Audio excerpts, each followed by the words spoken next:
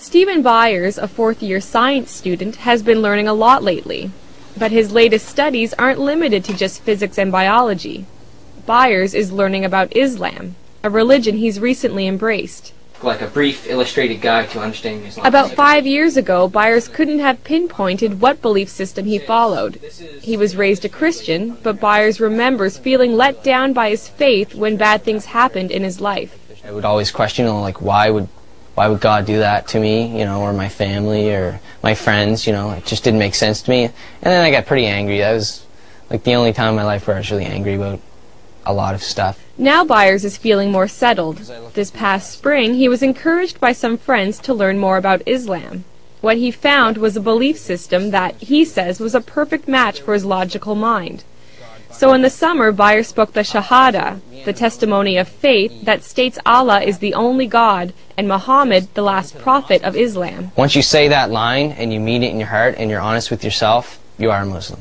It says, say there is no God but God. Abdul Haq Hamza says one reason why people gravitate to Islam is because there's something missing in their lives they want to fill. Hamza is a science professor at University of New Brunswick and also president of the Fredericton Islamic Association. He says Islam reminds people that they need to step away from the material world in order to find peace from within.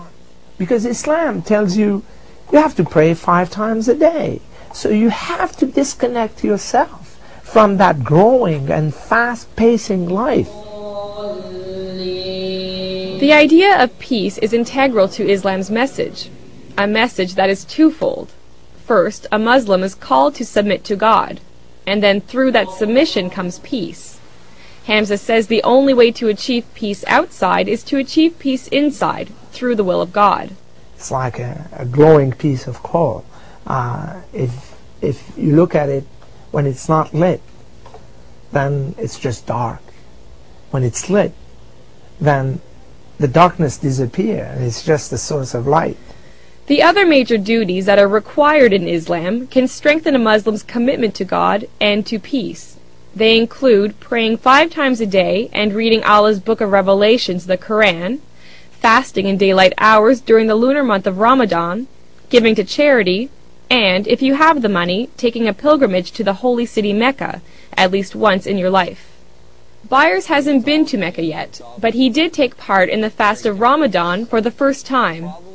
Not eating that period of the day teaches you discipline, and it just, I guess, knocks you down a step and makes you realize, what it is like for those people that can't eat. This was just one of many firsts for Byers, but he says that still it's been easy to adjust to this faith.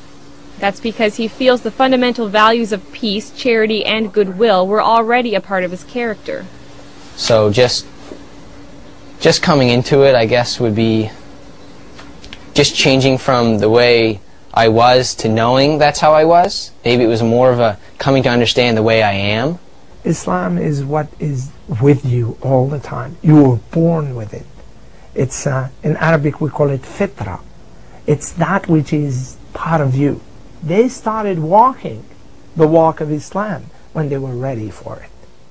Byers says it's important for people to learn a bit about Islam, even if it's nothing more than to clear away misconceptions that peg Islam as a religion of terror.